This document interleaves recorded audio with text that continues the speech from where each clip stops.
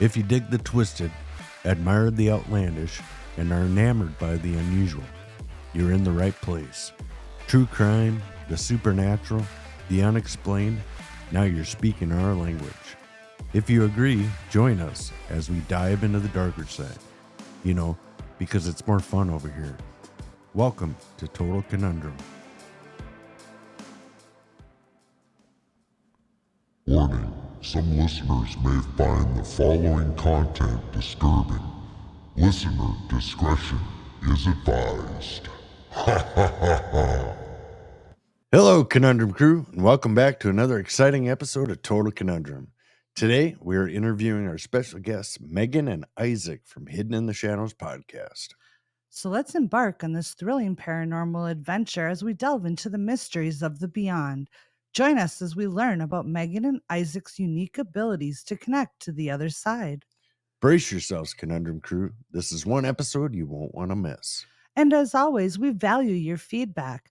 Rate and review on Apple and Spotify, like and subscribe on YouTube, and hit that notification bell so you never miss an episode. Your support means the world to us. If you have any story ideas or recommendations, please contact us at totalconundrum.com, or you can reach us on Instagram, Facebook, or Twitter. Today, we're going to be sharing trailers from our podcast pals, Early on Wednesday and They Don't Stay Dead. If you need a little bit more creep in your life, check them out. They'll be right up your alley. Without further ado, let's jump into the episode with Megan and Issac. We'll be back after these messages. Coming to you live from Channel 25 Action News, I'm Edwina Kemper, and with me is Lavender Robinshaw, curator of the specialty podcast Early on Wednesday. Tell me, Lavender, do you keep a fresh supply of cryptids? Early on Wednesday has a list of 22 cryptids, and that list is growing all the time.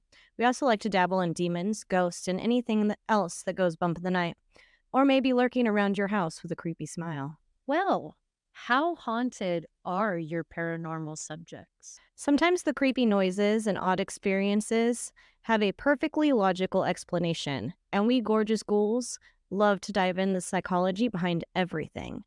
But other times, the only possibility left is that your house is haunted, or perhaps a demon is trying to possess you. Do you really have that many serial killer cases? The Early on Wednesday database contains information on 4,743 serial killers, and sadly, there are 13,105 victims of serial killers, and this is estimated. Some of these victims aren't linked to serial killers or have never been found. To fill your murder juice cup, we plan to cover them all.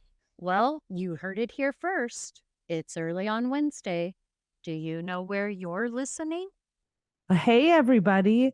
Welcome back to another episode of Total Conundrum. Today we have Megan and Issac from Hidden in the Shadows podcast. How are you guys? Good. Good, doing all right. Good. So can you tell us a little bit about your show and where we can find you on all the socials? Well, the show started back in 2020, like majority of podcasters during the pandemic, but we survived past it. We're still doing it to this day. We started an original podcast before this one called Not Your Average Conversation. And all the conversations me and Meg want to have it in at night were out there. So we decided, hey, let's make this podcast, because I started listening to podcasts a lot. And I was like, I wasn't totally set on like paranormal podcasts. I wasn't very happy with them because they all sounded like they were trying to put on like a character, like this is this dark story and what we're going to do to the next vampires and blah, blah, blah. Like they had that. Like they're trying to put on a character, so it wasn't like really. I didn't like them, and I was real particular what podcasts to listen to. Well, there wasn't that many at the time, but I decided, hey, let's do it. And so we started NYAC, but no one really liked us talking about other things. They liked us talking about just the paranormal stuff. So we focused just on the paranormal, and we decided to Hidden in the Shadows podcast, and that was born, and we started doing that. And we've been doing that since July 2020. Yes. Yeah. But yeah, where you can find us is Hidden in the Shadows Podcast on Instagram, Hidden in the Shaw 6 on X, Hidden in the Shadows Podcast 2 on TikTok, or links to all our social media and all ways you can listen to us at hiddenshadowspodcast.com. Awesome. So we kind of started the same way, but we started later in the game. we own a cleaning business, and I got tired of listening to music all the time because I was listening to the same stuff over and over and over. And then I started like playing certain like radio shows, like they'll have like trying to think of the one that I was listening to, War of the Roses, where they would like try to catch somebody cheating or whatever. And Yeah. so I would like binge stuff like that. And then somebody's like, well, why are you listening to the same radio station and the same thing? Listen to different podcasts. And so then I started listening to podcasts. I love the true crime. I love the paranormal. And then I started getting Jeremy into listening as well. And then it just kind of blossomed from there. Also knows one day I was like, we can do this. Let's try it. Let's do it. But had no idea how much work is actually involved, with setting everything up and then doing all of your research. I think we launched in July of this year. And so we're still a baby pod. Still learning all the ropes, but we've met so many amazing people. And Isaac, I actually heard you on Kevin, Where the Weird Ones Are podcast. Yeah, I've been on his podcast 3 times. Have you? Yeah. And I keep telling it because each of those episodes are 2 hours long, right? Yes. And I told him in the beginning with me and Megan, the whole reason we started the podcast is because we have enough paranormal experiences between the two of us to probably write a couple of novels, if not more. That's awesome. And all the 3 episodes, all that 6 hours of me talking about stuff, I still have more. Still haven't scratched the surface. Yeah, I still got a lot more stuff. And I told him about a few things that the next time I come on, I'll talk about. But because he's like, you still got more than dude, I got mountains, dude. That I is probably awesome. episodes. But yeah, Kevin's a good guy.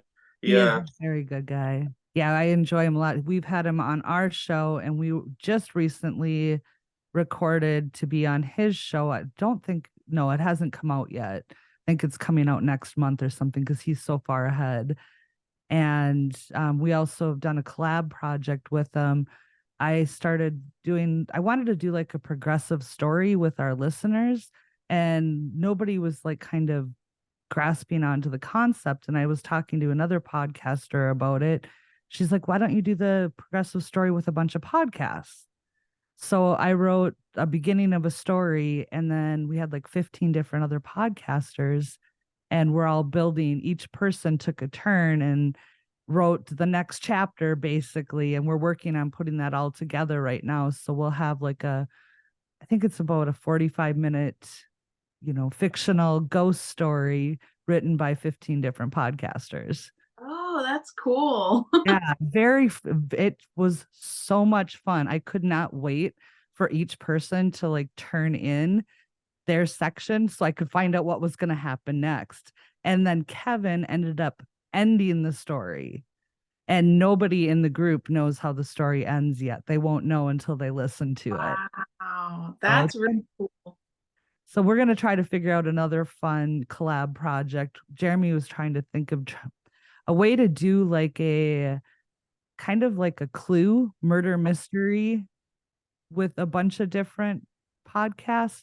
We haven't figured it out yet how we can do it, but I think I love doing collab projects. It's just fun showing the creative side of all the different podcasts and people. And so if you guys are interested, we'll get you in on the next one. Yeah, I love that kind of stuff. I love like writing and like being creative, like that kind of stuff. So I'm down. Definitely. And I've been looking to get into the voice acting world. So, well, in your voice, it's so funny. Your voice is totally. I did not, how you kind of picture somebody from their voice. I pictured something completely different, and it's like when I don't know how to like what I'm trying to say, but it was funny because there was Jeremy was watching one of your episodes on YouTube, and I said, oh yeah, I listened to that, that episode. And that was when you were on Kevin's or whatever. And then pulled up today. It was so funny because I pulled it up and I was listening to a few of your guys' episodes just to kind of, like I haven't really listened to them too much yet. And so basically this morning I was listening to a bunch, and then I pulled up your pictures on Instagram and I was like, oh my God, that's the same person. I didn't even realize it. But some people's voices just, you picture something in your head, and when you meet them in person or, whatever, it's amazing how different it is. But you have the radio voice like Jeremy does. He's got that deep, like I love the radio voices. Welcome to 995, host of the most hard rock here on radio. Exactly. So anyway, let's kind of get into some like little Q&As here. So can you tell us about your journey discovering this, your psychic abilities, and how you kind of came to realize that you had a connection to the paranormal? Oh, you go first. I'll give it longer. So mine actually started.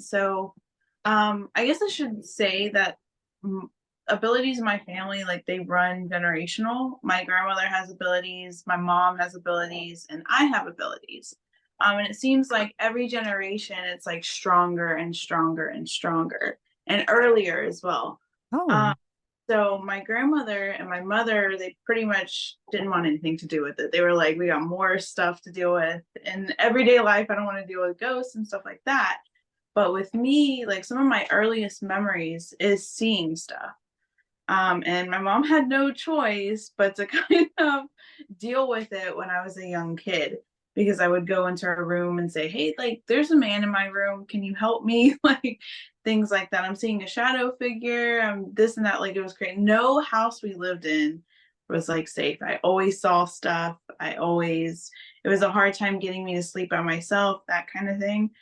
And I would kind of like, even when I would spend the night at friend's house and stuff like that, I would be like, hey, by the way, your uncle said this, this, and this. And she would go tell her mom, my friend, and her mom would be like, well, your uncle is dead, so I don't know what what she's saying. And so my mom had to pick me up from like sleepovers a lot and friends' house. oh. I'm Because just telling you what they're telling me to say. yeah, and I had no clue like what was going on. It just because they look like normal people to me when I was a kid. Almost the best way to describe it is kind of like the boy in the Sixth Sense movie when he would see people. Right. That's how clear I would see everything. And Wow. and as I got older, I kind of realized, hey, I'm not supposed to be seeing this stuff. And then of course, with the good, you have the bad as well. And I'm pretty sure some of the stuff that I saw as like a kid and stuff like that was not 100% good either. Right. So as I got older, you start going through more things in school and elementary school, middle school, and I just didn't want to deal with it. Plus, I also pick up things off of people. And so, everyone's energy at school and stuff, it was a lot. So I started trying to shut some things off, and it didn't work. Stuff was still kind of coming in, and I just kind of blocked everything off.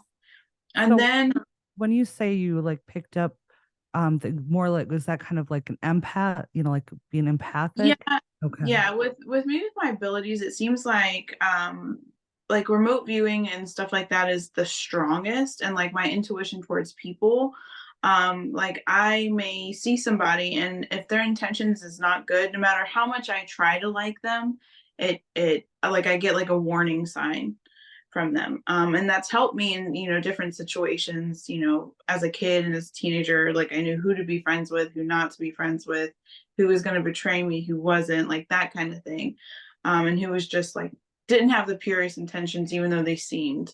Right. But it wasn't until I got pregnant with my son, and so I was already an adult. There was an instance that happened with my son, and I was still blocking everything out at this point, where I had seen him, make a long story even short, he got pulled off the bed by something, and there was no way, but I saw it. I saw this shadow thing just pull him off, and he was young. Like he was not a newborn, but he was like 4 or 5 months. Yeah, he couldn't like roll over. He couldn't, he was stationary, and he was asleep as well. But I saw his leg get lifted, like someone grabbed him by the leg and pulled him off the bed.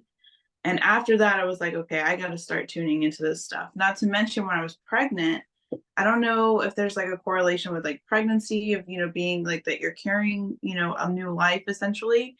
But my abilities just boomed when I was pregnant. Like there was, Does your son have any that you've yeah, noticed?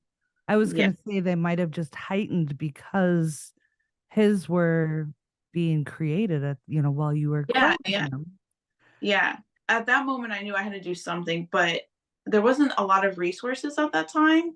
Even so, 2016. So there wasn't, like all the paranormal podcasts that they have now. They didn't have it really then. So I really didn't know where to turn to. And then when the pandemic started, Isaac and I decided to, start a podcast. And then we just kind of, when we kind of moved to doing the paranormal podcast, I kind of made a decision that I wanted to go full force with my ability. And then that's when I started making connections, talking to people, understanding more, even having like mentors and teachers that could give me like pointers on what to do, connecting with other people that had similar experiences, and learning how to protect myself and meditate. And now I'm at like where I'm at now, where I fully embrace it and I don't have a fear of the abilities, and good. Do you have an ability to kind of turn it off? Yeah, so with me, it's super hard to do that. Like I can kind of stop, like say we go to a location, right? And there's a spirit that is, I call it imprinting, when like I can feel what they're feeling. Mhm. And they, they want me to feel what they're feeling, and they can't really verbalize it, but they can make me feel it. I have where I can turn that off. And there's different things that I personally do, like setting boundaries and stuff like that is a big thing. Like if I don't want to be bothered, saying like, hey, stop. So for me, like I can't, there's not like an off switch, but I can set boundaries so Okay. that like if I need a break, because sometimes that happens, especially when you're feeling a lot of energy. And two, like when I do interviews or I talk to people, sometimes I have to do that just because all the stuff will come in sometimes. And like Right. if I'm in a big group with people, because it used to be really bad for me to go grocery shopping when it was crowded because of all of the energy and people and automatically tuning in and channeling and all of that stuff. I couldn't do it. And I just kind of have learned how to put like a shield or a bubble around myself. Mhm. Sometimes it works, sometimes it doesn't, but most of the time I'm able to kind of like get through whatever it is. I couldn't imagine. I have a hard enough time going into Costco and not running somebody over with my cart. Just Yeah, normally, I yeah, couldn't imagine feeling everything around you. Oh my goodness. yeah, That would be overwhelming. I'm sure it takes a lot of time and, you know, just mental preparation for some of that stuff too. yeah. And sometimes it could get a little bit like, you're trying to do, overstimulating is the best word, because you're trying to like, if I'm cooking dinner, I don't want to, I'm trying to focus on the recipe. I don't want to hear like, hey, I died in like 1875. Can you help me? Right. You know? Right. That would, I couldn't imagine. That would be crazy. It's hard enough like having your like children, Yes. pulling on your pant like mom, mom, mom, mom when you're trying to focus on doing dinner or your daily activities or whatever. But having a whole other, basically a whole other dimension world, whatever coming at you. I commend you for being able to do that. I applaud people that have the abilities and just be how they can handle them and how they deal with them and stuff. And, I believe that when I was younger, and we'll cover, I'm sure we'll talk about more of this when we're on your podcast, but I've had a lot of experiences like when I was younger and I've had things happen as an adult. But I think due to fear, I've shut some of that stuff off. Mhm. And I've had like premonition dreams that have come true. And so I always fear when I dream certain things that, like I had a dream that I was in a car accident and we went into water and my kids were in the back seat and I couldn't get my one child out of the car seat. Thank God that never happened. But I Yeah. had other stuff. So that was like until all of my kids were out of car seats, I was paranoid. Anytime I drove by water or drove when it was bad weather, we live in Minnesota, we always have horrible driving conditions like 6 months out of the year. Um, Yeah. so I was so fearful of that. And I think for me, I shut a lot of that stuff off because it was like too much for me. So, Yeah. Yeah. and Now we get into the very outlandish part of our podcast and what our paranormal team can do because of me. I Now, love listening to you talk about this. now, for reference point, before 2020, I was not a psychic, medium, or anything of the sorts. Granted, I had enough of paranormal experiences that I could, like I say, from the ranch I lived on, even when we were for our early days of dating, and even our marriage in this house, consistent paranormal stuff.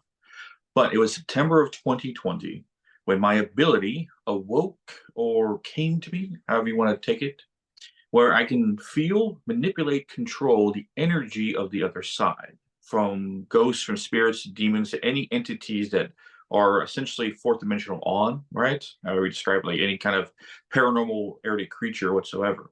And the energy is in my hands, how I do it. And I describe it as charging. When I feel the sensation of my hands numbing, almost like the feeling of when your hand falls asleep. Mhm. And it starts in the middle of my palm and spreads out through my fingers the closer and stronger the entity is.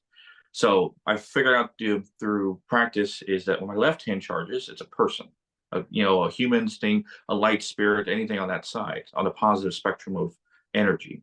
But when my right hand charges, that's something evil, something dark, something on a negative form of energies, whether it be a negative person that was human or a negative entity that never was. And I can feel them. Not only can I feel them like a natural EMF detector, I can pull that energy in and trap it and imprison it in a ring that I've been doing for the last 3 years. And not just any ring, a King Solomon replica ring. It's made of steel and silver, nothing special.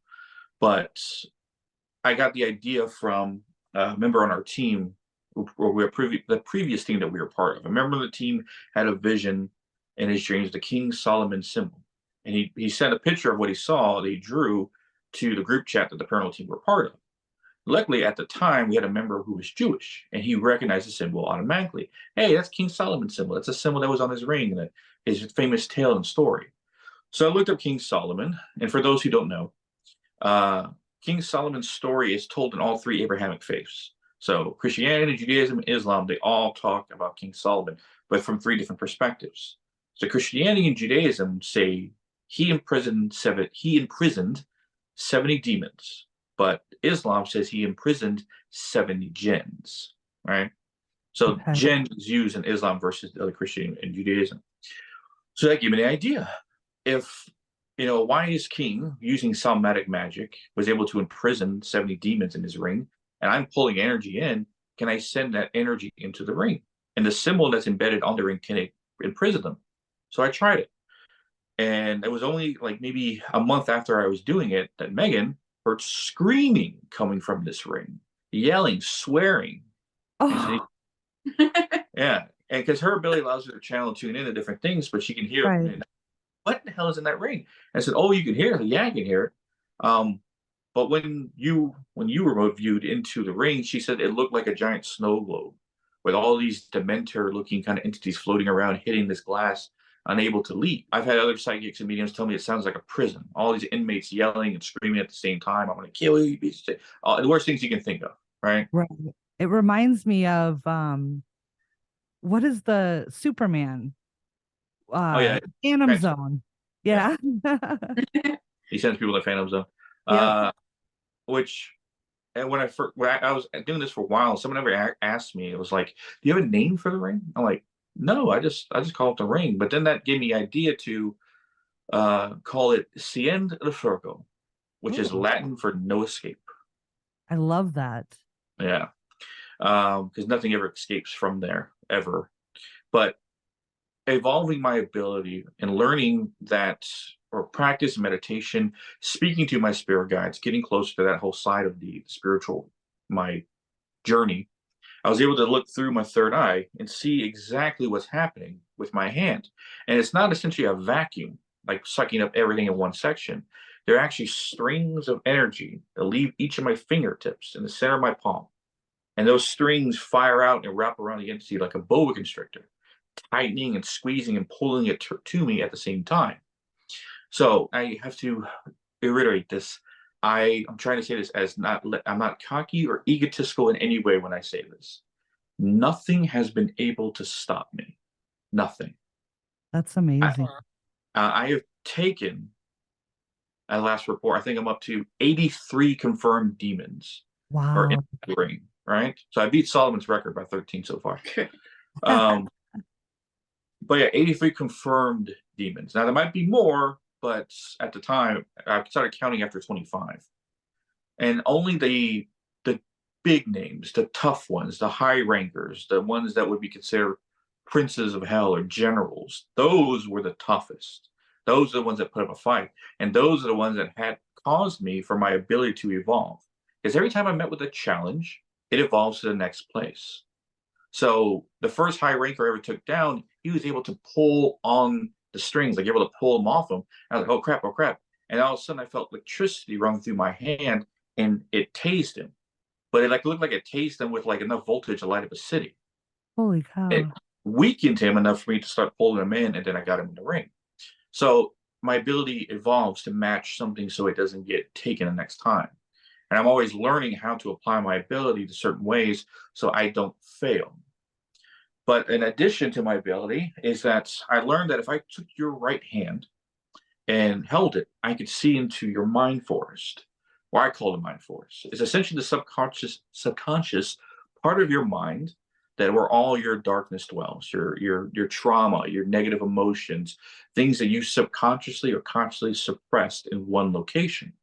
And when I enter that place, I can find that energy, and it takes shape in different forms, from animals, from other entities, from crime scenes. It all varies, and everybody's forest is different. From the foliage, from the type of trees, from how tall they are, from how dense they are, from the time of day, from the color of the moon. It varies for everyone. But when I take that stuff out of your mind forest, your main spirit guide comes forward to take the place, to protect it from future transgressors. Okay. And I'm not saying that's your only one, it's saying it's your main. Like someone would do it to me, they'd be met with an Aztec Jaguar warrior named Azul, who is my main spirit guide. He's like the first one that ever came to me. But that ability to hold your hand, I don't essentially need to touch you anymore. Because again, it evolved that I can reach through the phone to where you are and pull anything that's at your place over through the phone to mine, essentially folding fourth dimensional space. Like my phone is here, your phone is to be across the nation.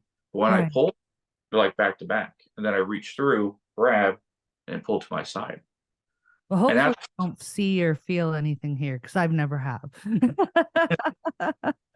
but it's allowed us to do 31 home cases in the last 3 years. Wow. And 28 of those involved demons. The others were just bad human entities that were there. But 28 involved oppression cases.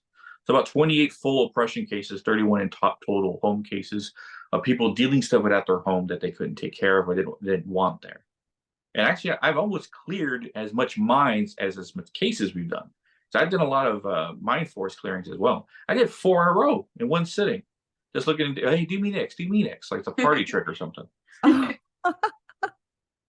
But this is what we've been doing for a while now, and but that's where I got the name the Shadow Walker, because we spoke to another podcaster, and she's also a paranormal investigator, Mhm. PETA, who's part of Ethereal Sisters Paranormal in Australia. Yeah. Yeah, and she had a friend named Jane who does something similar. But we come to find out a lot of psychics and mediums in the world have a thing called an EMA, an energy manipulation ability, something extra added on to being a psychic medium altogether. But that's where we differ. I don't have any psychic medium abilities. I have this. But she explained that she can pull light energy in like a person and cross them over to the other side. Okay. But she never dealt with anything dark. Never. She said, I don't like dealing with anything dark. She's like, I guess that's where you would come in. Right. But when she went to her shaman to explain this ability and find out what it is, he told her, oh, you're a psychopomp or you're a shadow walker. So that's where the name came from, the Shadow Walker, and that's why I call myself from then on. But it's only one of my 6 names. But the shaman thing, that's what triggered me to figure this out. And Megan found out that there are some shamans from Nordic, Aztec, Haitian, and some Native American that used a staff, and you would pull negative energy into the staff to imprison it. Okay. So there is some old stories about someone like me, but again, the difference between any shamans, any priests, any light workers, any investigators is I don't need anything. I don't need prayers. I don't need symbols. I don't need spells. I don't need stones. I don't need anything. I just need to be in a room with it, and it's done and over with. And I'm assuming it's always the dark, the light doesn't get pulled through. Mm-mm. Right? It's just the darkness, the evil and stuff like that. I made it my specific rule never to pull anybody of light. Right. That just rule to do so. Like they're just there trying to exist and they need to cross over. If I pull their energy, and that's the end of them. I don't want to do that. So no, I've only never gave any quarrel to gave no quarter to anything dark. I always take them every single time. So I feel something around, grab, put in the ring, you're done.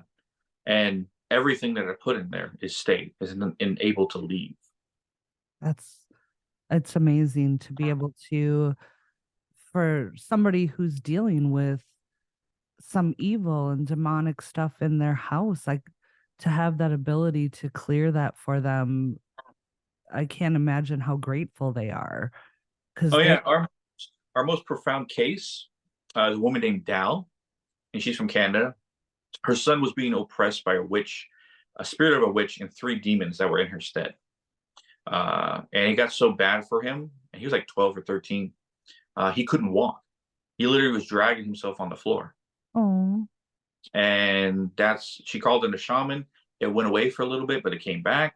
She had a paranormal investigation team come in, but she her faith, people in her family said, no, we don't need that kind of stuff around. That paranormal team we're good friends with is Mike from Unknown Paranormal. Okay. Christy from that team. And I reached out to them again. Hey, can you reach out to Dal again and ask her just to have a video call with me to prove what I can do? So she said, yeah, it's fine. She was standing outside of her house talking to me, like how we're talking right now. And I said, point your camera to the house, right? I want to do something for you. She goes, okay.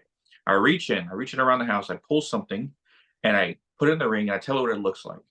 And she gasps because that's exactly how her son describes it. Whoa. Yeah. It was a shadow, but it had white face paint on its face. And its eyes were white, but it had horns that turned in, right? And she was like, that's how he describes them. And I was like, oh, so I got one of them then. And then we went through the house. I pulled this, I pulled that, pulled this. The witch was actually knocked him down to the floor because he was playing, standing up, and he fell on the ground. And he's crying. She goes, what happened? He said, the witch pushed me. It's mad at me. So I pulled her, and we ended up finding a portal in the backyard, which I closed. Hey, also, yeah, I can close portals too. It's like grabbing a rubber disc that's like an inch thick and trying to use it close. Yeah. So they're a little tougher, but yeah, I closed the portal, did all that. Megan put a nice protective shield around the house, and they haven't had anything since then. She said it's like it never happened. There's no remnants of it whatsoever. Nothing. He's 100% better. He's actually training in MMA. He's getting like it was a bad memory now. And she literally messages like once a month to thank us like over and over again. Like she's always saying, hey, thank you so much. Stuff like that. Always send us a message. She actually came on the podcast and told her story from her point of view, which we have on the podcast. It's basically just called Dal's story. I'll have to look that up. That's amazing. I'm sure. I mean, everything had to have been that's a life changer for her. I mean, her son was basically incapacitated because of those entities. And wow. That's really cool. I love that story. Yeah. Amazing. Well, we always try to let everyone know that what we do for free. We never charge for our services whatsoever at any time, any place, doesn't matter. I feel it morally wrong to do so because it's like a doctor asking, how much can you pay me before I fix you? Right. So if I have this gift that I haven't met anyone else who has something similar to what I have, and I can do it better, faster, and more efficient. Guess how long it took me to do that? Oh, if it was over the phone, you didn't have the travel time. I'm not sure for actual time wise. I don't know how the whole, how long it takes to pull these things in, but I'm just gonna say 30 minutes to clear the house. Right on the button. Wow. 30 minutes it took me to clear the houses, clear his mind forest, because we found out with oppression cases that demons leave a copy of themselves, like a Ooh. fail-safe in the mind that they're oppressing. Like And virus and on your computer. we theorize that it's like a marker, like it's like marking your territory that let other dark entities know that, hey, this person's capable of oppression if they get pushed away. Like, hey, that person's capable of it, go after them. Or it's a way to find a way back to the person if, say, a priest or somebody comes in and kind of pushes them out, they can find a way back to the person. Okay. So clearing that out, takes all remnants. Oops, sorry. Clears out remnants of way to jump scare.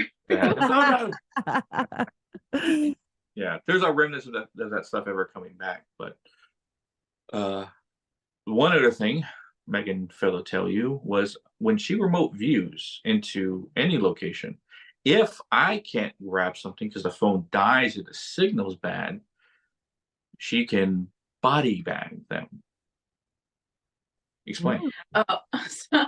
So earlier when I said like I remote view, and I would say I remote view / like astral project to spots, because like the way I view remote viewing is you take a screenshot of wherever you're going, whether it's like present, like I'm trying to see what's at your place, or on the ether, it's like a screenshot, like I get what's there. But if I astral project while remote viewing, I can interact with things that are there. So if I interact to your home essentially, and there's like entities and stuff like that around, I could see and interact with it. And I could do it on command. Like I can be talking to you and go somewhere. Yeah, it's just something I've always done as a kid, and I didn't realize it was part of an ability until I like started diving into everything.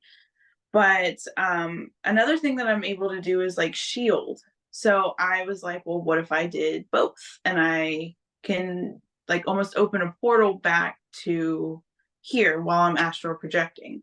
So basically, I will remote view and astral project to a spot. And if I see an entity that needs to go, essentially, that is dark, I only do it obviously like Isaac with dark things. I don't do it to like people. But I'll basically put a shield over them that they can't move, and I take it back with me on the like astral fishing line that I put out, if that makes sense. Right. And I back with me, and then I will put it in my mind forest. So essentially it's like a temporary attachment thing that Isaac then goes into my mind forest and takes and puts in his ring. I'm like totally envisioning you being in a different area, throwing a bag over this bad entity, and it's kicking and screaming while you and your bad self is just dragging it across the floor like you're coming with me, bitch. Well, yeah, and when I was doing it, because I didn't know what to call it, because Isaac was like, "What? You're able to do that?" And I was like, "Yeah," and I was explaining it, and the only thing I could think of is the way the shield looks like when I take them is almost like a body bag. It's just like a shield. And so I love the Karate Kid, and I was laughing because I was like, I just kept hearing that scene where he's like, put him in a body bag. So I was like, okay, that's what we're calling it now. Totally. I was picturing like a gunny sack type thing, but body bag totally works. But it would get dangerous for those things to be in there, not free roaming, but enough of their energy is exploding. It would give her headaches and stuff like that. So what I did in her mind force, because I have full control in people's mind force to build, change things, whatever I want, like manipulate everything inside. So I built a giant prison cell with very tiny windows, about 2 stories tall, about 10 feet wide, and 20 feet long, of solid steel. It looks like a big giant metal cube if you're looking at it, or a rectangle. And there's no doors. The only way it opens is I had to put my tendrils to the front, twist, like I'm opening a safe door. So the key or my ability to open it. So whatever she brings in, she drops it in that prison cell where it's waiting for me to take. So it can't get out, can't damage Megan, can't do anything. And we put some strong things in there. So we put one thing in there that was so strong, it was banging the cell around. The cell was moving, like tipping on either side. So it holds pretty strong things at certain times, but it gives her easier peace from what's in there till I can pull it out of her mind for us. Great, because it's protecting her from, having something worse happen too, Yeah, because like I said, it's like it's almost like a temporary attachment, but not to the point where like I don't have control. Like I Right. have full control. And then Isaac doing that, because before they would just be in essentially that body bag thing. And sometimes I could like it would give, like, for me, if I take too much energy on, I get really bad migraines.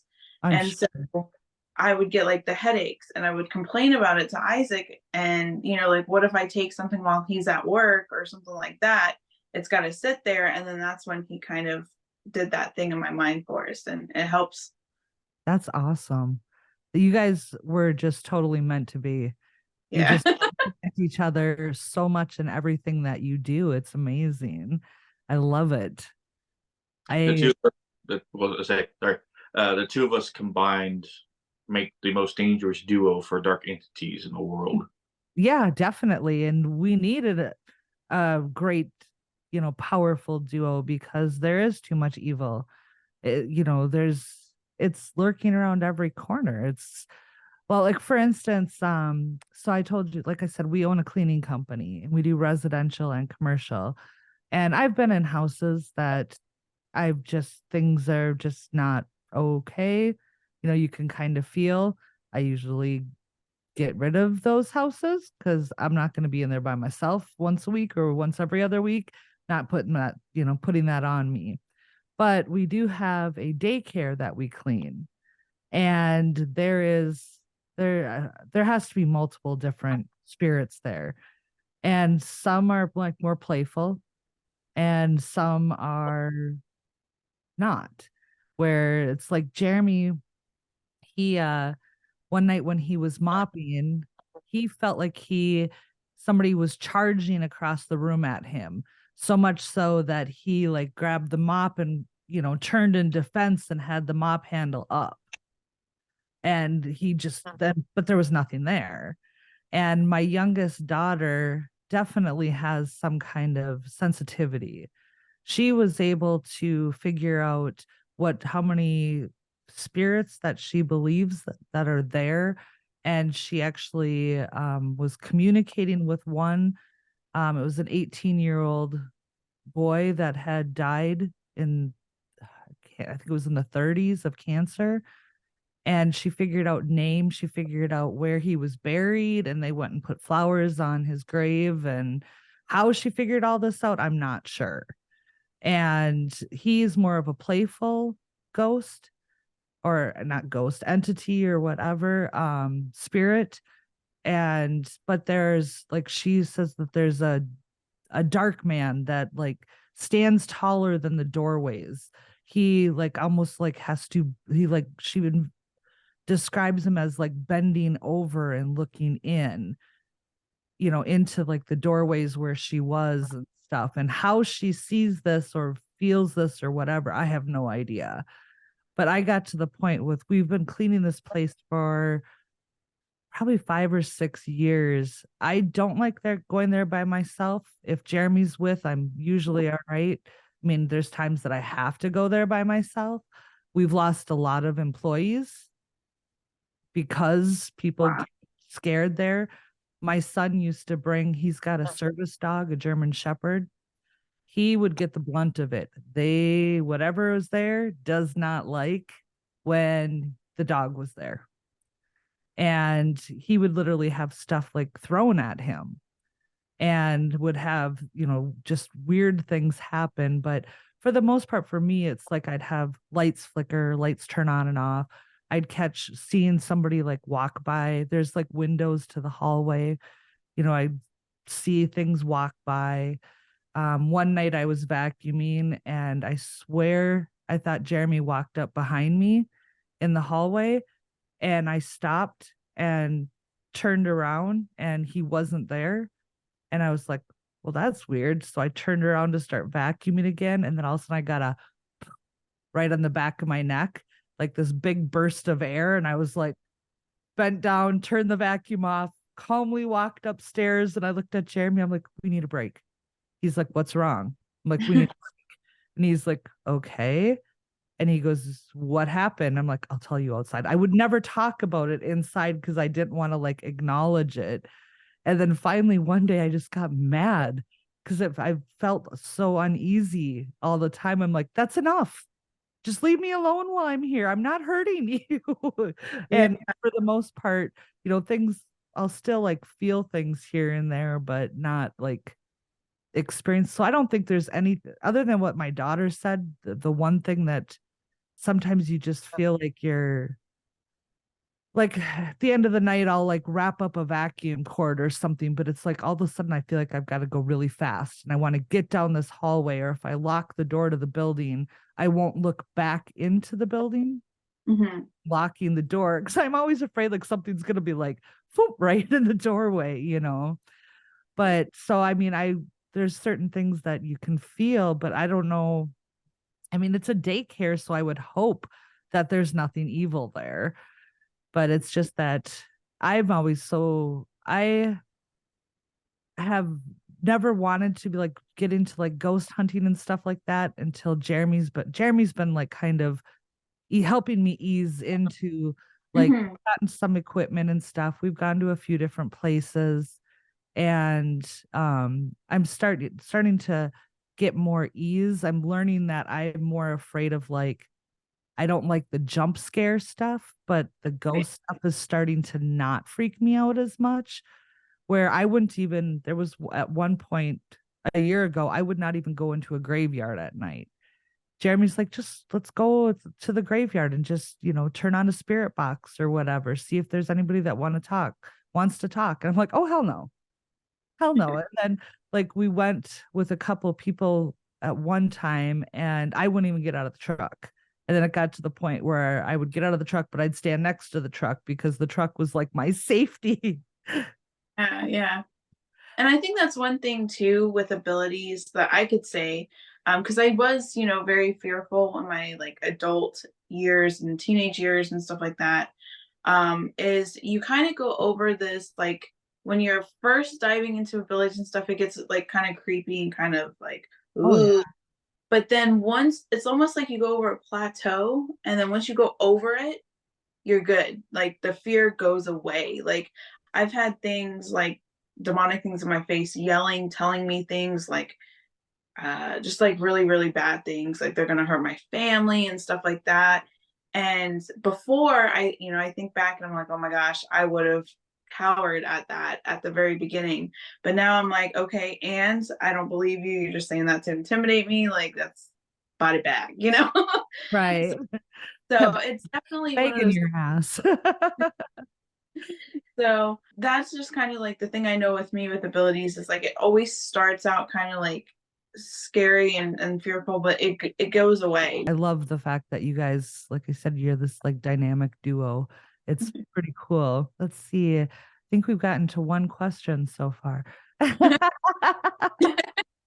Damn tangents. I love it. I love your guys' stories. I just want to make sure I'm going to look here quick. I don't want to repeat anything.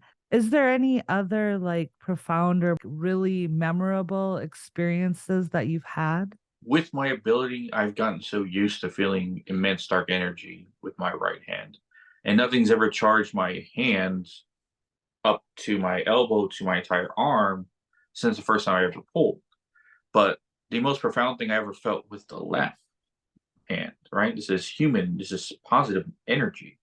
Was when we were at the library now, but in the early 1800s, it was a hospital and for kids and stuff like that. So at this library, in what, Morehead? No, Morehead City. Yeah. Morehead City. We investigated there, and I think it was our third time there. We decided to do a mass exodus of spirits to cross over. So one of the members there, he did kind of a prayer over everyone to see if they would leave. Megan opened up the basically the doorway for them to leave. That's one of her many gifts, is that she can help spirits cross over. And while that was happening, right, I was just feeling around just to check if anything dark decided to, interfere, but nothing did. And it was after we were done that my left hand charged, and it kept charging. It went all the way up to my shoulder. I could feel this energy. I had to put my hand up in a direction, and where it was like 2 stories up inside the building. And the only thing that I could think of with that amount of energy was an angel, possibly, or extreme positive entity that was there witnessing and watching. But that's the most positive energy I've ever felt on that end of the spectrum. Granted, I couldn't see what it was because I can't see or hear them.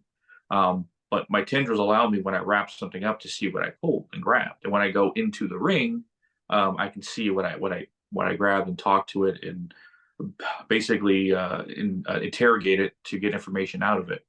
But the right hand was the first time I ever pulled, was actually Halloween of 2020. So about a month after my ability came to me. I was outside with my son, and I think it was barbecuing, because we weren't trick-or-treating at the time. And he was just out there with me, and I see it. We have one light in the backyard area next to the door, and I see a shadow run behind me. And I'm like, oh shit, there's someone in the backyard. I gotta check. I have my flashlight. I look around. I couldn't see anything. And then my son, he's autistic. He's nonverbal, and we taught him some sign language so he can communicate with us. But basically, he was signing that he was scared. He's scared, right? He's frightened. I go, what's wrong? And he points in the direction in the shadows of the backyard, and it goes like a monster, right? Oh, And then Megan comes out and she says, "Why is Killing crying? What's wrong? What's wrong?" And we said, like, "I don't like what's over there." I was like, "I don't like what's over there." Yeah. And my right hand starts charging. I'm like, "Oh, what is this?" So I reach out and I feel around the backyard, and then instinctually I feel myself grip the air. And when I did that, I started pulling. And when I pulled, it almost like an electric shock went up my entire right arm into my head when I felt that for the first time. And then I let go because I didn't know what I was doing, and it ran away. But it still had enough energy to stay and basically call out Megan's name. Yeah. Yeah, that's so common. It doesn't oh even hell make no. Do not call out my name. But that was the first and last time anything's ever gotten away from me. Everything that I pulled since that day on has never escaped. Well, and I'm sure it was just because you didn't really know what was going on. Yeah. And I realized, I was pulling that energy in. And then doing paranormal investigating, joining a paranormal team, that literally January of the next year, 2021, is when I started investigating, going out places. Like, I could feel the same thing. I could pull it in. And that's how I practice, and got to the point now where pulling something dark or evil is not that much of a challenge, and then going to locations and stuff like that. I think the scariest final test for me is to see if I can pull a demon out of someone who is fully possessed, not oppressed, possessed. Like spitting shit, chair, cussing, swearing, talking different voices, right? To see if I can reach in and pull the demon out of the person and imprison it, and the person will automatically go back to normal. Well, this is my assumption anyway. Right. But that's like one of the final things I've never done yet, because it's going to take a perfect scenario for it to happen. It's going to take someone who knows who we are, willing to call us for it, and willing not to go to the Catholic Church to hire an exorcist, or they do, and they basically say they don't think it is possession and stuff. So they basically toss it to the side and they reach out to us. But that would be like a perfect scenario, which hasn't happened yet. It might, because we both have dreams about it happening, and she gets messages and visions of it possibly happening in the future. So it's a strong possibility, especially in the world we walk in. Oh, definitely.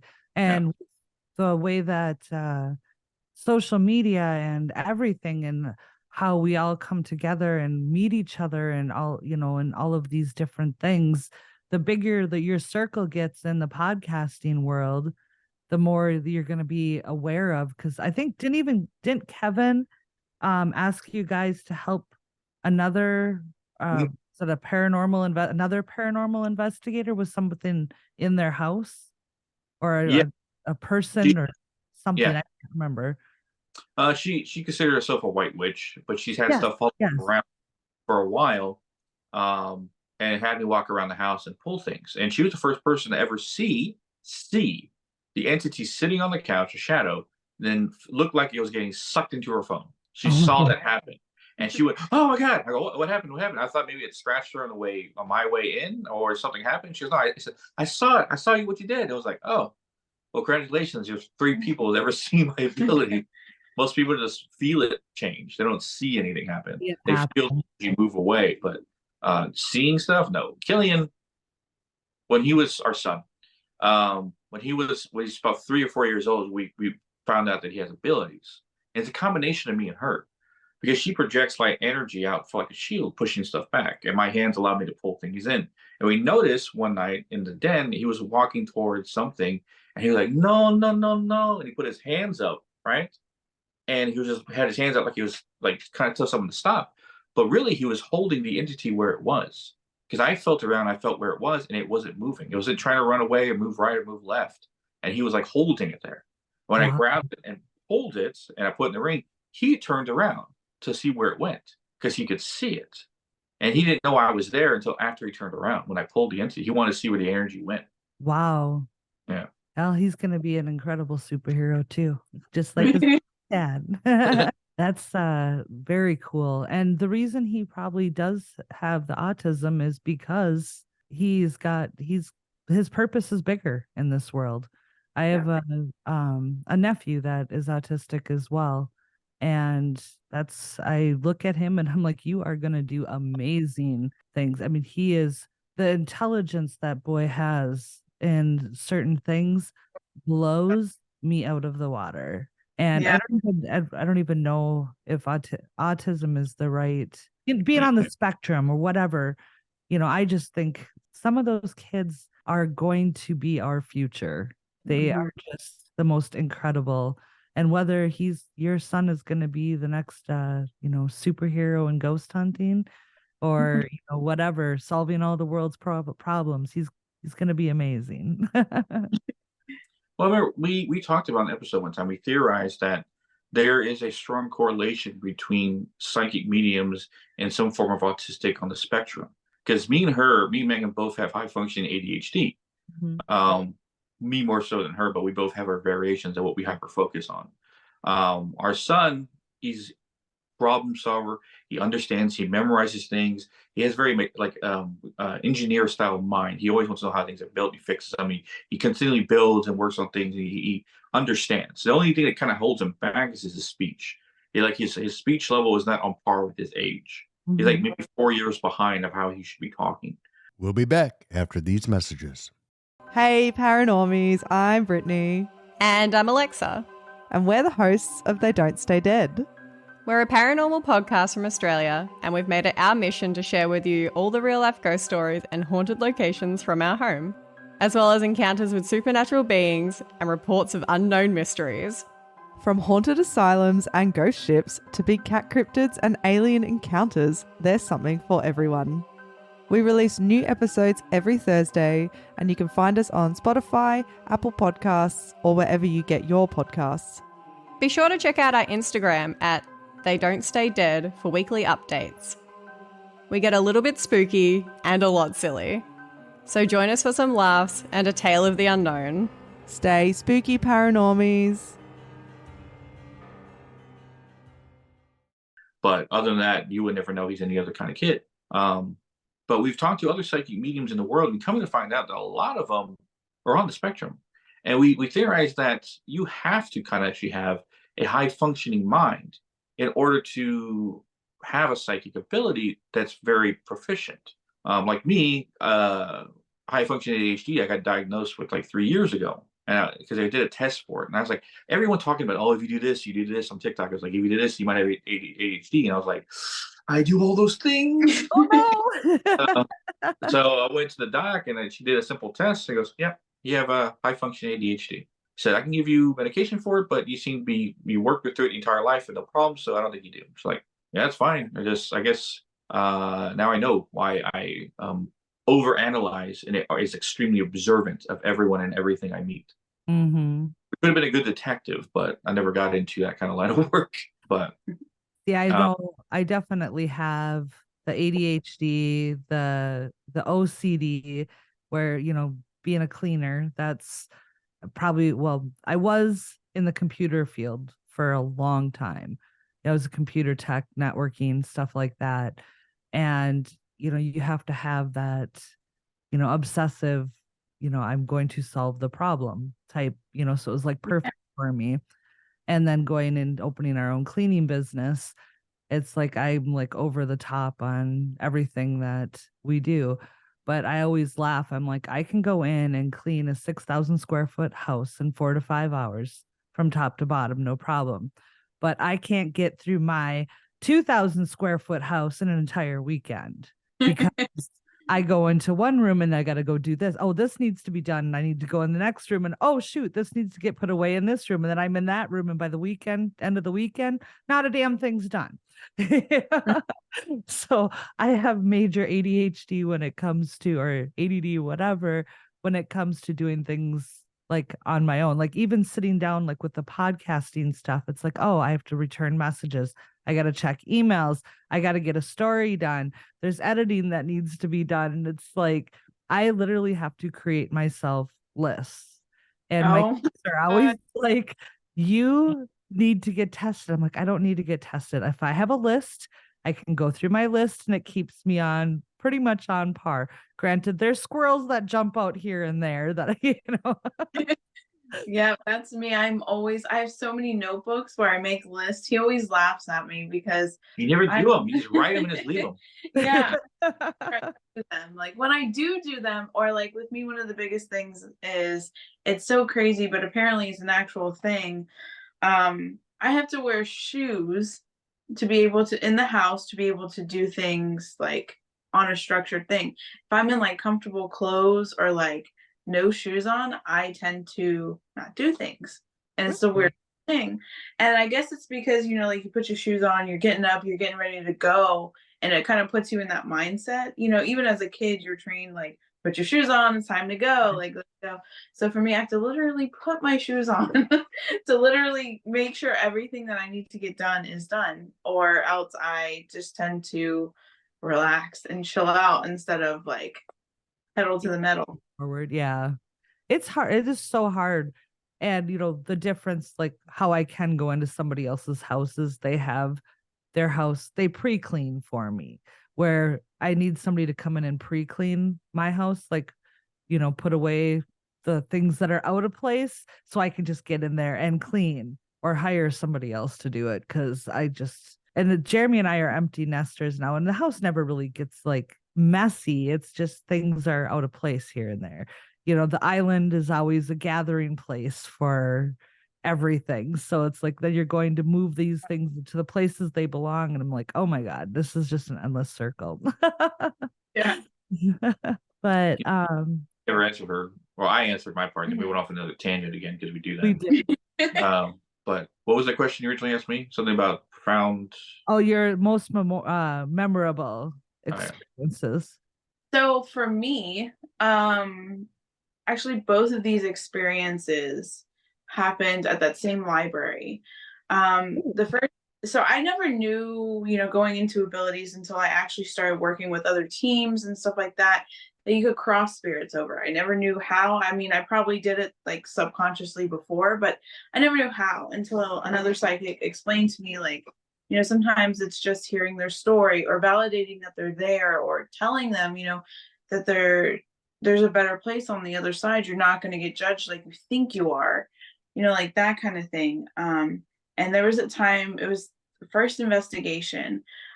Before we did the investigations, and sometimes this happens, like regularly for me, where I'll get visions of what's there before we go there. And so I was getting this vision of me reading a story to this child spirit. So we go on the investigation, and I'm drawn immediately to like the kids' room of the library. And I'm there with a couple of the investigators, and they're trying to get responses. They're really not getting anything. And so I was like, hey, can I just like take over for a little bit and see what happens? So I started replaying what happened in the vision. And I asked, do you want me to read you a story? Like, I'm a mom. I would love to read you a story. I bet you haven't been read a story in years, because it was obviously a child spirit.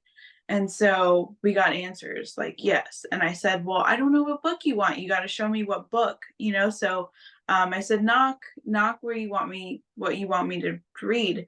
And so we hear knocks, and right above it, where the knock was the word read, and below was a book. I don't know how, I guess it was just left there because it was an operational library. And it was a book about a boy and a robot, and the robot wanted to find a home.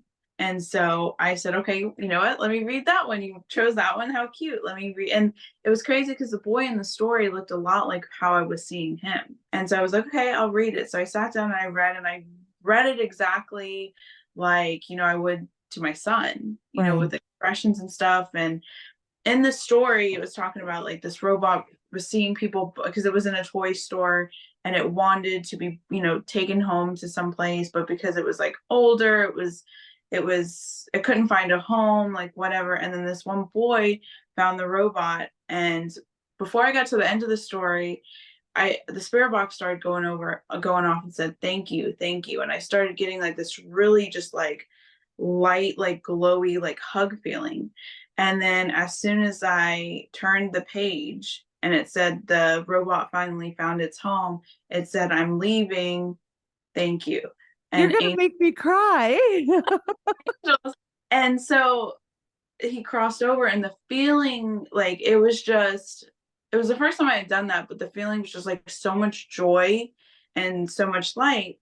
And the thing too, like we've noticed on investigations, when Isaac removes these dark things, it makes the lighter spirits come forward so much easier because they don't have that like energy drainer sucking on them, you know? Yeah, they're not being oppressed anymore. Yeah, exactly. And another thing kind of going along that same line was in that library, it had an extremely dark basement where like stuff was just dark. And at that time, were you trapping things in the ring? No, I think you were just pulling, right? Well, yeah, because before I learned to put things in the ring, I would pull the energy into myself and filter it like a natural filtration system. That's why I can describe it. And a week, an hour, a minute, I don't know what the time period ever was for it chill right up my spine, right? Like you're getting that kind of feeling. And then I would release that energy, neutral energy, out in a breath, right? But that act of pulling and filtering into myself started to take a toll. And I noticed she noticed the right side of my beard and my hair were turning gray. And she's like, it's aging you on the right side of your face because it's my right arm that I'm doing. So luckily though, it was like maybe a week later, Mike had that vision of the ring, and then I started using the ring. And I have gray hairs now in my beard and my hair, but that's because I'm looking close to 40. So but that's not because of what I'm doing. I'm not aging because I'm aging naturally and stuff like that. But if I dyed these hair, I think I'll look 29 maybe. But no, that's when I was still pulling the energy in and filtering it. But at the library, there were three human dark entities. And one of the most impactful things at that library is one of the other things I can do is if I put my hand to the ground, I can feel the dark energy in about 100-yard radius around me. And when I feel them, I can pull from the ground at a certain point, creating some kind of like a giant fishing net that catches them all and pulls all the dark energy in, filtering them out from the positive energy. And all at one point I have in my hand, and I can take them. It's kind of like the last thing we do at the end of the night, just in case I missed anything. We did it in the basement of this library. And me and two other investigators we used to team with, two other guys that were with us, were down in the basement area, and then you were upstairs. And no, that was when I was down there. Oh, you were with us. Yeah, Yes, that's right. part of my story. Never mind. She was with us, and you could hear the spirit box, shut up, stop, no, don't, right? Because Mike started doing a prayer, and they were telling him to shut up over the spirit box, like shut up, I don't want to hear it, shut up, right? And when I pulled the whole place, and when I stood back up from it, because it kind of took a little bit out of me at the time, we noticed on the ceiling, and the ceiling is, I'm 5'10", I could touch the top of it, so it's maybe like 6'4", 6'5" high ceiling. We noticed these giant finger prints, like being like swiped in the ceiling in the dust, as if someone was trying to grab it as they're being pulled one direction. Whoa. Yeah, they're bigger than mine. I put my hand up to it, and they're like maybe like that big or around, like real big, thick, fingers.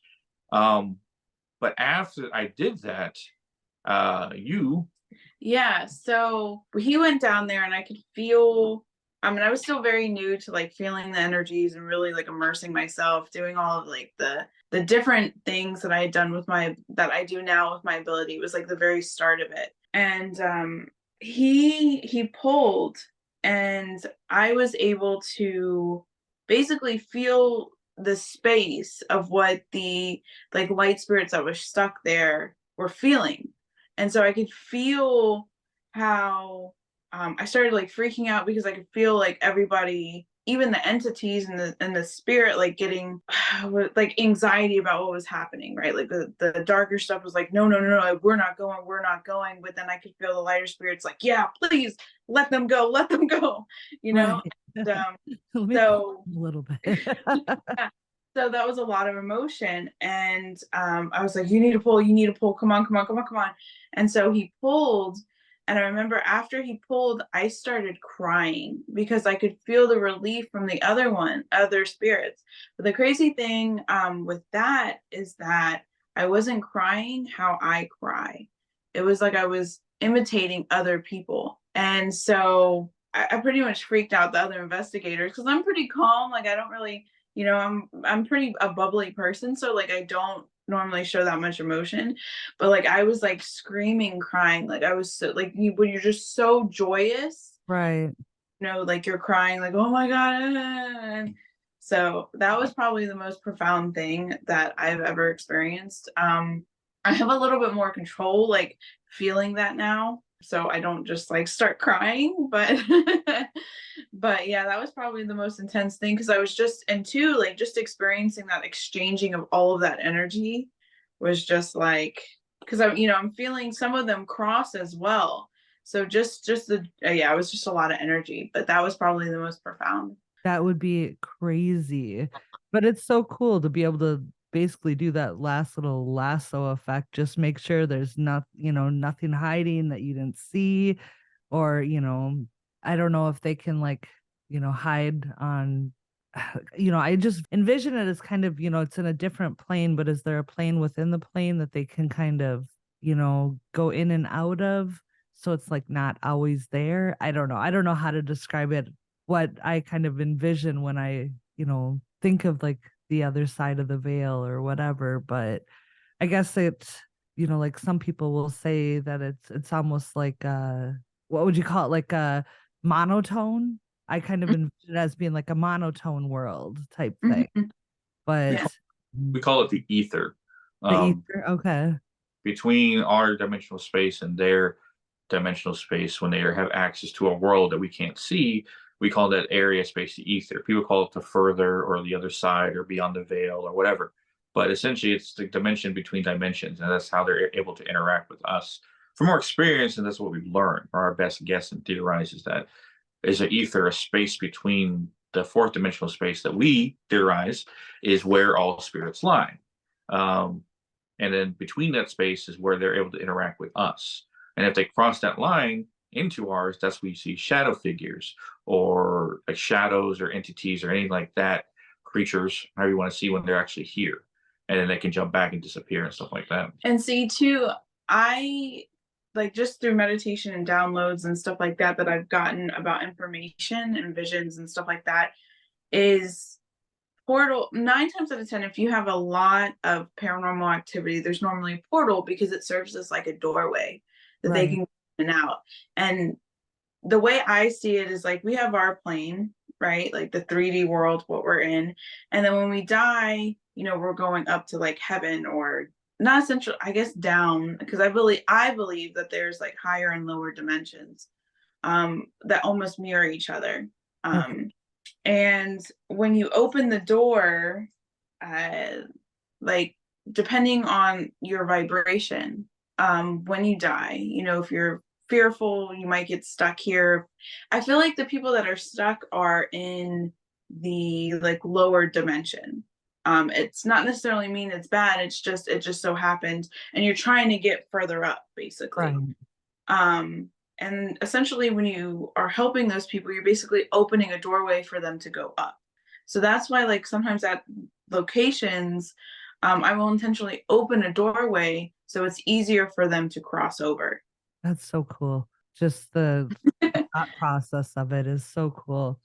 I couldn't imagine how it feels when you are crossing someone, like you said with the little boy, that the warmness, and for somebody to finally have their closure and to Yeah. finish business and to be able to just move on to, I mean, none of us really know what you're moving on to, but you're not Yeah. stuck reliving or stuck in this world without everybody else. I Yeah. I always hope that you do get to move on with your family and see people that have passed, and but whether or not that actually happens, I don't know. I don't think any of us do.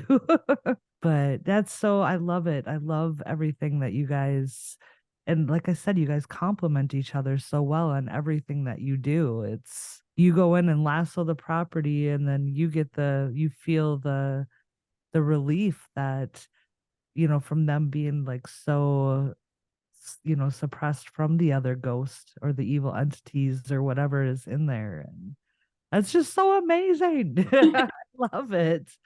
Glad you do, because we've come to find out in our practice of what we do, it's like we know for sure we're going to make a lot of enemies in doing what we do, because we're taking away the bread and butter of paranormal investigators out there who are essentially clout chasers who are only doing it for the fame. Right. And when we leave a location, we go investigate. We don't technically investigate. We simply go there to clear out all dark entities and have as much spirits cross as we can, or who choose to leave, Right. making the place dramatically less haunted than when we found it. To a point, if we went to say Bobby Mackey's, it would not be even a tenth of what it was before after we get done with it. Right. Same for any famous haunted location. We go there, do what we do, come back. You'll find maybe one or two spirits that choose to stay behind, but other than that, the place is going to be empty, and we're going to That continue is to do that so over. funny that you said Bobby Mackey's, because when we first started the interview, the first place I thought that popped into my head is like, I wonder if they've ever done anything at Bobby Mackey's. We wish. See, that's one of our main goals is we want to travel and help stuff like cross and cleanse some of these places that are dark. I know, like personally, I've even been told by people, other paranormal investigators, hey, don't cross everything. We need things to stay back, because they do like the ghost tours and stuff like that. We need things to stay back, or we need to study, or we need to do evidence. And like the thing with me is like, I will never forcefully cross somebody over, because that's free will. That's, they want to stay behind and they got more things to do, then that's fine. And Isaac isn't taking, necessarily, or not taking at all, the light spirits. So even if he goes in there before an investigation, takes the dark stuff, you still can interact with the light stuff. And like I've been told from some investigators, like, hey, you might want to leave some of them behind so we have something to show people. And that's not okay, because those are people. Right. That's the last thing I want to do is be stuck here by, something freak thing where I'm stuck and I can't cross over because that person Needs entertainment. Money or something like that, to sell, like ghost tours and stuff like that. And yeah, so yeah, I have a lot of animosity towards, I call them bagel bites, Bagans. His show is entertaining, but it pisses me off. Yeah. Because I know they're, he tries to act like this big badass or whatever, goes in and I'm possessed, I'm this, I'm that, it's the show. And but we actually did an interview with Jenny. She is from Minnesota. Jeremy and I want to go to the Palmer House Hotel. We haven't had a chance to be able to get there yet, but it is known as one of, a really haunted hotel in Minnesota. But we interviewed her because I ran across some videos that she had done in investigating the Palmer House, and she actually used to be an employee there.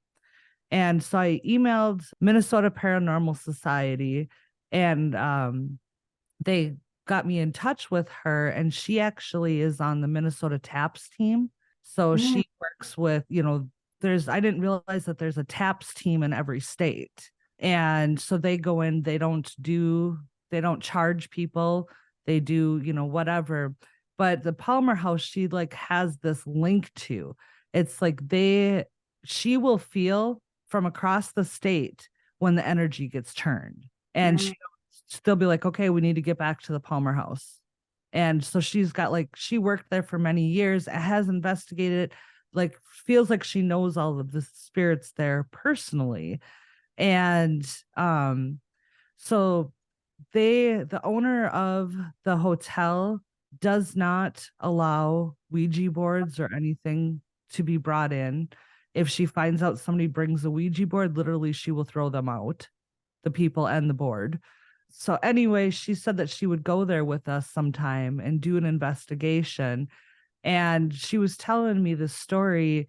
So supposedly there's all these like beliefs that people have died in this hotel and whatnot, but there is no documented deaths in this hotel. But each spirit has like a name or a little bit of a backstory from what they've gathered throughout the years or whatever.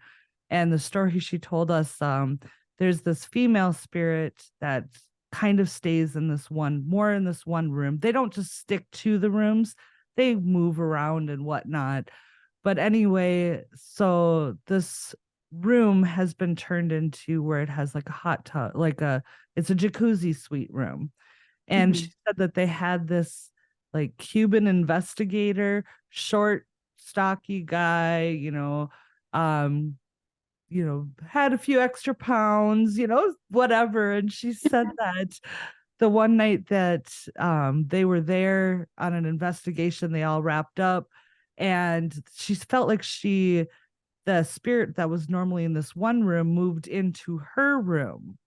She could just feel that she was there, and she could feel she was kind of a little, not agitated, but more frustrated.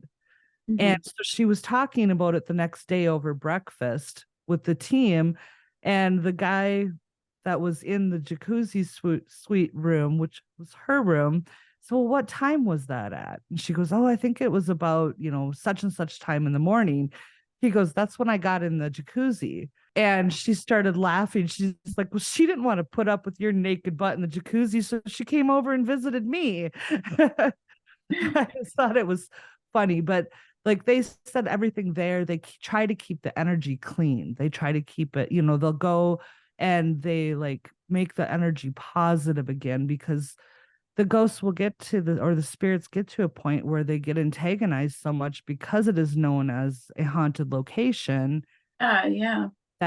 Think people will bring things in and not realize what they're doing or opening things up but I thought that was really beautiful that they really focus on keeping the energy at that place positive and to make it a good experience. And they are open about what to do and how to approach things, but she does not allow them to be. Granted, she did let Ghost Adventures come in, and the episode I wasn't very impressed with because he made it like, what they do. I was kind of like shook my head at it, but it was kind of cool to get it, from a different point of view. So we have that place. As soon as Jenny is available, we're going to go there and stay the night with her. And she's going to kind of help, do a little investigation with us. And in April, Jeremy and I and my sister and her husband, we're going to go stay at the Roth House in Illinois. I don't know if you've ever heard of that one. No, nope. It's basically it was the house is known for having the first known possession in the United States. Oh, wow. Yeah. And it wasn't a demonic possession. Their daughter died and the neighbor girl was possessed by their daughter. Oh, whoa. And so then for some reason, the neighbor's daughter ended up moving in with them because she was possessed by their daughter. I don't know. The 1800s were a pretty screwed up time. But anyway, the house was kind of going to shambles, and some guy bought it and renovated it and turned it into an Airbnb. So we're going to go there and stay there for the weekend and bring our ghost stuff with. And I don't know. Everybody says that, some people will say that there's a lot of activity there, but I'm like, how much activity is there really there if you're renting this out as an Airbnb and people are not realizing anything's going on? Yeah. I'm like, we're going out, going there with, open mind. And if there's anybody that wants to talk, or if anybody's there that, wants to communicate, we'll be there for them to communicate. But I don't know, we're totally new into the whole ghost hunting and, paranormal experiences, which I want to dive deeper into it. I love it. I just get more confidence. My sister thinks she's going to be running out of the house before nightfall, but maybe while we're there, I should reach out to you guys, and you guys can remote in, and maybe we could do something like an Instagram live and see if you guys see or feel anything there. Yeah, that would be awesome. That'd be kind of cool. Well, that's why I remember a lot of investigators we talked to in the past. I always offer my services in case they get into a place that gets a little out of control, or something's there that's actually starting to harm them. And it's like, just video call me. I can reach in. I can take whatever's there and make it safe for you guys to investigate. Not a lot of people take up that offer, because then they lose the evidence that they would catch if said thing was still running around. So that's where you get, people not wanting to essentially work with us. We have some investigators that choose to work with us, like they'll bring us on for a live or something like that. But we have a lot of investigators that we know that obviously don't want us to take away anything, because then they lose the evidence they could get at said location. Those are making us, like, I don't know, blacklisted amongst the paranormal investigation world, because we are not looking to collect evidence. We're looking to help clear things out of a location. Right. As I said, there's three kinds of paranormal teams that we've met. One are like clout chasers, just out there to get evidence, to get famous from it, wanting to be the next ghost hunters, wanting to be the next ghost adventures, like those kind of TV shows. Then you have the actual paranormal investigators that have respect for the dead, the sort of spirits. They ask questions, they don't antagonate. They have all the same equipment, they're looking to catch evidence, but they do it in a respectful way. Then there's a third kind, which is only me and my wife's team, which we go with one directive in mind, is to clear all dark entities out, have which spirits cross over, and then that place is a peaceful place. Mm-hmm. Now we've not really invested much in equipment because we haven't needed any. Right. Your own equipment. Yeah. Most people bring equipment so they can prove that something's there. We know if something's there. And that's the thing too, that I think some investigators misconstrue or assume but don't really know, is like, when he takes the dark stuff, the light stuff communicates far more than if that thing is, because that thing is trying to say, like, hey, don't, you're not allowed to talk. It's essentially a bully. But when Isaac takes that away, they're like, yes, finally I can tell you what I've been trying to get through for years, or whatever. And like, we've had some investigators that like literally go above and beyond to make sure we're not on their lives, or that we don't take anything from their locations or whatever like that. And that's not. Are you serious? Yeah. And that's not what we're trying to do. We're not trying to we want whatever teams to be successful, but at the same time, if there's something there that's bullying these people that they can't cross, is going to get body bagged, or taken. Yeah. So. Wow. I can't believe, yes, I understand the, wanting the proof and wanting this and that, but isn't the whole or maybe it's just what the difference between some people and other people. But for me, I would rather whatever is evil is gone, and whatever is the white light needs to be, if it chooses to move on to what's next. And because I'm sure there's spirits that don't even realize they're spirits. And I'm sure there's, little children and, so much. We're all energy. Our energy's got to go somewhere. And I wouldn't want to be stuck in the same place every day in and out, that'd be like living COVID all over again. But yeah, I guess I can understand why some people would be like that, but in the same sense, it's like it's all for the bigger picture. So have you guys ever gone into like remote or in person or anything, like some of the haunted prisons or any of the like insane asylums? And No, that is actually on my list because I definitely like when I just kind of look at it and get the vibe from it, essentially some of those places there's definitely people that need help essentially.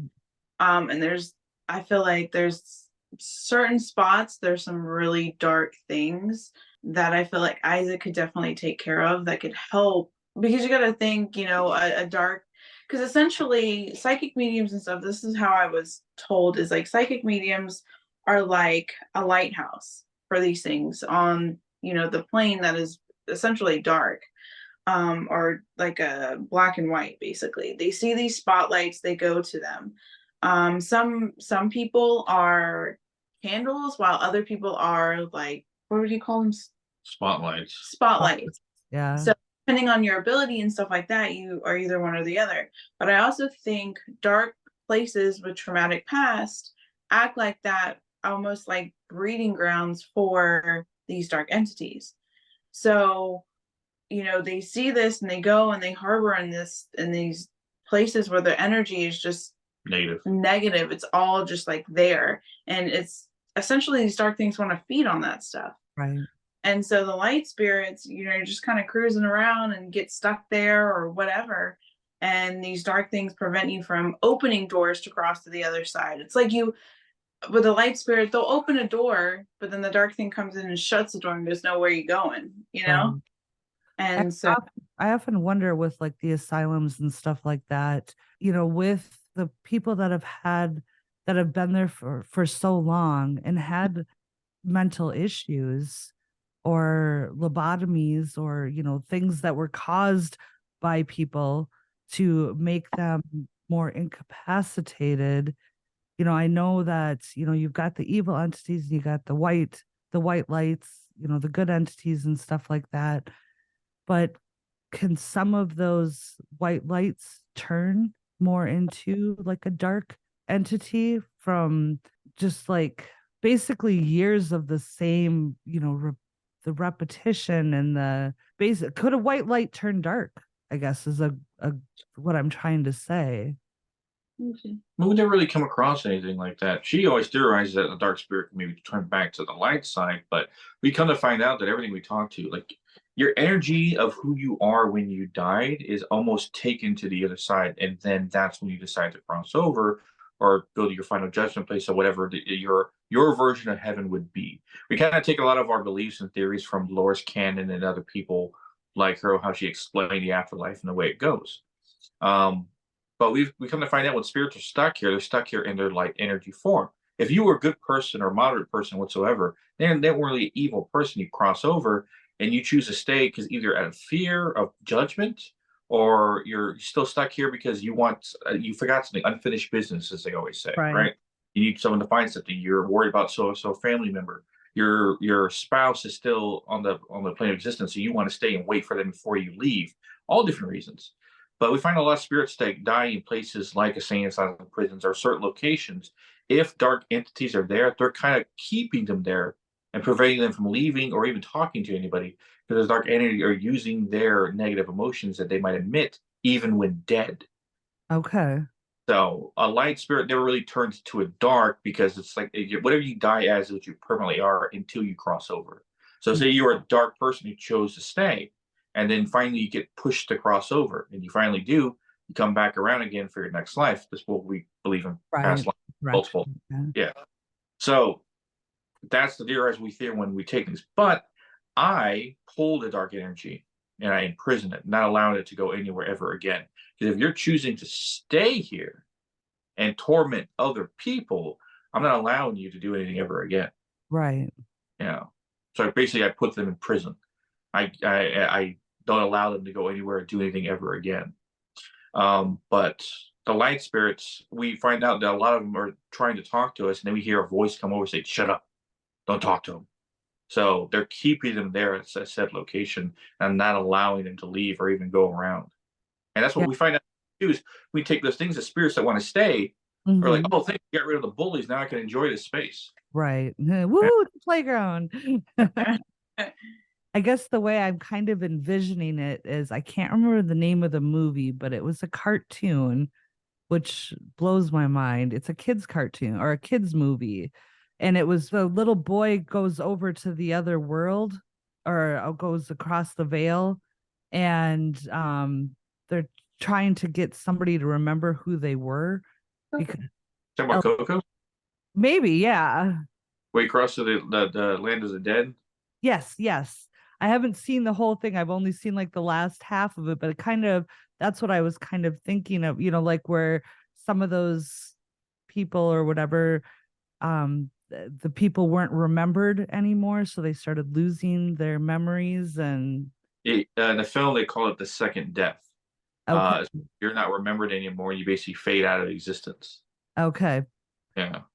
So like I haven't seen the whole thing, but it just kind of made me think of that, like the ones that have had like the lobotomies and like the their the mental breaks and stuff like that. So when they pass, if they were in this state of, do they pass and go like back to how they were, or do that when they pass, are they in the state that they were when they passed? I think it has to do, the best way I can describe it is almost like your pure intentions. Okay. Like somebody that got lobotomized, their pure intention isn't to harm people, Right. or somebody that may have like a mental illness of some sort. Their main thing wasn't to harm somebody in this life. And normally how would I describe it? We find a lot of people's faiths that they had when they were alive stick with them when they're dead, because they often see the symbol on my chest, which is the Voknat. It's a Nordic symbol. And we talk about using Nordic runes as protection. We talk about other gods and stuff like that. So often we find sometimes a spirit box that a lot of the Christian believed spirits sometimes don't trust us when we tell them to cross over to the other side. But they see what I do and they go, oh, this guy might be actually worth listening to. So then she uses so much light energy that they consider her like an angel or something, because she's been called that through the spirit box a couple of times. Weird. Right? She emits so much positive light and she helps them cross over, and they're like, oh, an angel. They think an angel came down to help them cross over. So that's kind of, it's not a trick or anything, but it does help them to understand, okay, these people are here to help us.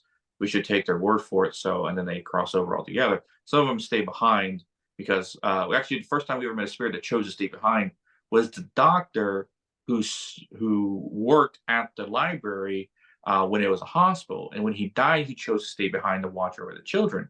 But when everything was gone, he said he still wanted to stay to watch over this place because it felt like it was his place. So like, all right, doctor, I forgot his name, but we asked him, okay, you're fine to stay. So he's still technically there. He hasn't chose to left or anything like that to watch over the place. But we kind of find a lot of places around here. A lot of spirits move on. You might have one or two that stick around or come look at the place because, hey, there's so much positive energy in this one spot. Let me haunt this area for a little bit just to get some peace. So it's not every place we take out is like 100% not haunted anymore, but it's like 90% not haunted anymore. Right. Yeah. Well, that's God, you guys are just amazing. Absolutely amazing. I love it. Absolutely. I could not imagine. Like I said, if I did have anything at one point, I closed myself off. And slowly I'm trying to get into, being more open to this. And it's like we went to this graveyard in Duluth, Minnesota. So we heard some scratching at her door over there, and we thought it was her son. I was like, when he knows we're doing a podcast, but he'll stick his little hands like, hey, I need you under the hello, I'm here. Is he okay? Is it him or was it something No, else? he would make the noise already. It could be a ghost. We have, oh my god. we have spirits that consistently come to our home. she actually had to put a shield around the entire house to prevent dark entities from getting inside because we got bombarded a lot, like every day. Something Oh. dark was up here looking for a fight. So as soon as you put the shield up, it kind of prevents them from getting in, but does allow regular spirits to come in and talk to us. And often, most times, they want to cross over.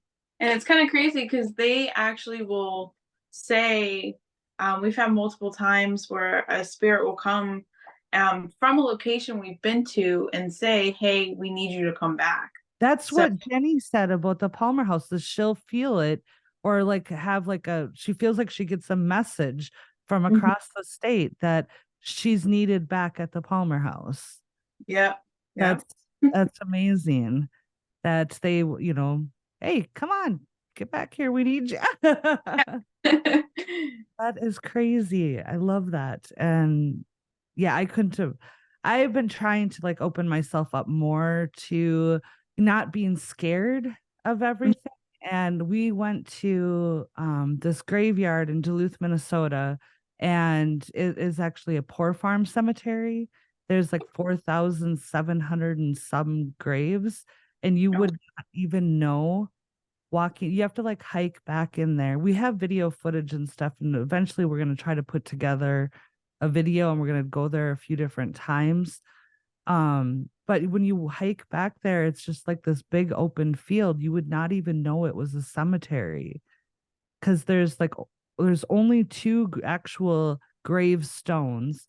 The rest are just little like circular cement plot like things with a stamp on it with a number, and there's just rows and rows, so it's like a row number and a plot number, and there's 4,700 of them there. And it's just, so it's supposed to be like the one of the most haunted graveyards in Minnesota. Every place is supposedly the most haunted, but we went there, and the first time we went there, we just had like a spirit talker app. We had our spirit box. What else did we have? Video cameras, audio recorder, just a little voice recorder. I can't speak today. And we had, got some stuff that day, and like some action with like the spirit talker app and whatnot. But I was so scared the first time we went there, and it was daylight, but I was just like uneasy. And then Jeremy talked me into going back again. Excuse me. And we picked up a few more pieces of equipment. We picked up a REM pod, some cat balls, EMF detector. And again, we went there, and I told him I'd go during the day. But once dusk hit, we're out of there, not staying there. But we sat there for probably about 4 or 5 hours. Didn't really have, well, the first thing that happened, we bought brand new cameras that had night vision. And I was trying to do some video, and I could not get the mic to work. It's got an external mic. And I was looking at it, trying to figure it out, could not figure it out. I'm like, we just had this working. Called over to Jeremy. I said, the mic won't work. And then all of a sudden in the woods, I hear Mike in like a male voice replying back to me. And I'm like, did you hear that? He's like, hear what? I'm like, somebody just said Mike. He's like, I didn't hear it. He goes, it's, somebody's probably over here, or over there, or whatever. I mean, you're close enough that you can hear traffic off in the distance. And there is like the one side of the woods, there was a path that goes up to like a government building, but it's probably about a 3/4 of a mile hike up to that building. And we did see like tents in the woods, like there was squatters, but I heard this on the other side of the woods, on the other side of the cemetery. But there in the middle of the cemetery, there's like this brick lifted area. It's got like the monumental plaque, and so then it's got like the landscaping bricks. And so we were sitting on those, and I had the REM pod out in the grass with the cat balls around it. And I had flashlights set up, just all these different things that I've seen, and the REM pod did not go off the entire time we were there. And then all of a sudden it started going off, and I would ask it questions, yes or no. Yes, touch the antenna or whatever. And it was like responding like intelligently with me. And Jeremy's like, no. He is one of those, he's never had a true paranormal experience so he is like the major skeptic. It's Oh, the wow. the grass is blowing, the grass, so he wants to experience something. He wants to have something happen because he believes that there's something else out there. It's just he has never had an experience himself. And so that I think that's why he really wants to get into going to some of these places because he wants to truly experience something. And but he's like, no, it's the grass, it's this, it's that. So he's like moving it around, and it was like still was responding to me no matter what he did. And it's like I'm videotaping all of this. But the funny thing was is at one point I think I yawned, and the spirit box said tired, and I'm like, yep, I am tired. And then like 5 or 10 minutes later, Jeremy like stood up and was like stretching his back, and he's like, oh, my butt's sore from sitting on this, retaining wall or whatever. And then the spirit box says hurting, so Wow. it was, intelligently communicating back with us. And he's like, oh, it's just randomized. And like, we have it on airplane mode. So it's not like pulling from a server, whatever. But I don't know. There's certain things that, and the second time we went, I felt more at ease. I'm like, I'm here for them to talk, listen, if they want to talk. I didn't view it as trying to be scary, but still, when it started to get dark, I'm like, all right, time to go. I mean, if we didn't have to like hike back there, I might have been more apt, like if we were closer to our car. But having those tents in the woods and stuff too, I wasn't sure what was going to happen after dark if there was people like living Yeah. in the woods. So I'm like, yeah, let's get out of here. And then we went to there's a ship that's on Lake Superior it's docked permanently, and it's supposed to be haunted too. So we went and sat outside the ship and had the spirit box and stuff going. Didn't get anything from there, but I'm like, we'll just go over here. So I'm slowly building up to it. I want to be able to, be a line of communication if somebody from the other side does want to communicate, but I've got to build up my trust of being in the dark. And and the other thing too is like with graveyards, it's like, really, who would want to haunt their grave? Wouldn't they rather haunt a place that they were, or a place that they enjoy, and not really haunt? You'd rather be at a place that you lived or enjoyed or something in your life. Why would you want to be at your grave site? I think some of those people that are stuck at the grave sites tend to be almost like they can't accept death. And so they stay close to their bodies and then two, sometimes depending on the person, family members tend to, go to, because I've gotten before at a cemetery where they said they can't leave because they get to see their family.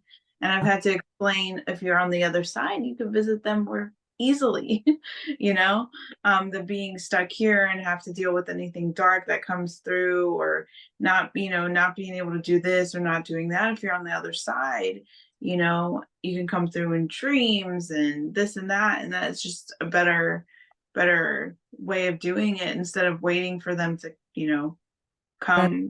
I never thought about it in that aspect of waiting for the family, or family being there and getting to see them. That is very true. I just thought, how boring would it be? Yeah. Convey to them sometimes, it's like, hey, there's better things on the other side, and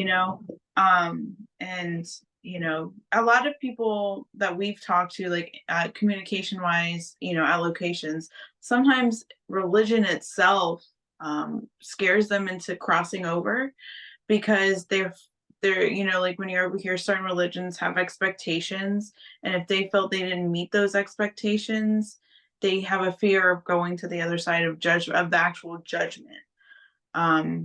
So yeah.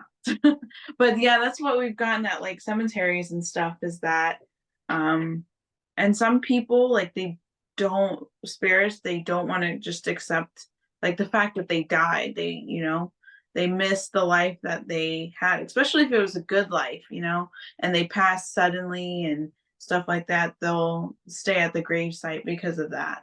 Yeah, the one graveyard that we went to, that was the first one that Jeremy was able to get me to go to, isn't far from our house. And the bugs were really bad that night. So I was like, I'm going back into the truck. And then we went and he came into the truck shortly after. And we just had the Spirit Talker app on his laptop, or not his laptop, his iPad. And we were just sitting there talking amongst ourselves and just had the app going. And we were talking. I was giving him crap because every day I came home, Harry Potter, one of the Harry Potter shows or movies was playing on the TV. And I was giving him crap about being obsessed with Harry Potter. And he's like, it's not me, it's the dogs. Our dogs are obsessed with Harry Potter. They keep turning it on. And all of a sudden, the Spirit Talker said wand. Oh, wow. And I just started laughing. And I'm like, why was I not videotaping when this happened? You know, it's always that you're not videoing when the stuff happens. And shortly thereafter, he had said something about, it looked like he could see somebody down by the road or whatever. And I was like, we need to go. It's time to go. I was getting uneasy or whatever. And I think it said leave. And I'm like, yep, see, it's telling me I'm right. We need to leave. And then it said, join you. And I'm like, hell to the no. You are not allowed to follow us home. You are not, da, da, da, da, da. You know, I went into that whole spiel. And I'm like, okay, we need to go now. But I was like so high, intense, like fear.